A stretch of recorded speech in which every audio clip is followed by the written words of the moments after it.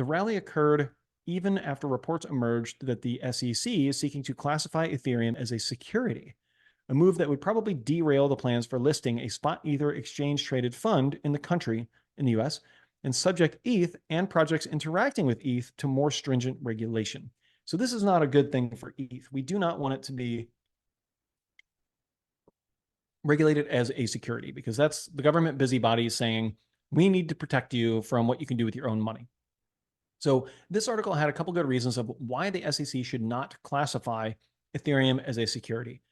And I know plenty of Bitcoin maximalists that truly hate Ethereum with the burning passion of 1,000 suns.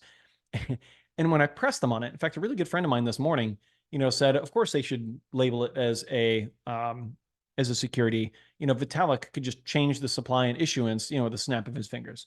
And when I asked him to please steelman that argument, explaining in terms of like how the actual protocol works, essentially he said, well, I don't know, it's just what I've heard and I don't really care anyway. It's like the amount of people who make bold claims on the internet, even when they're your very close friends that have no clue what they're talking about when you press them on it, it's pretty amazing. So for those fans of like street epistemology, simply asking someone how they arrived at a belief, whatever that belief may be, basically like, steelman your own argument.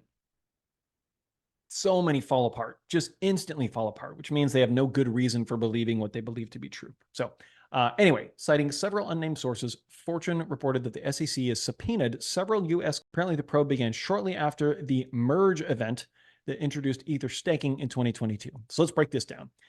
Whether or not the ETH ETF gets approved really has to do with the definition of a security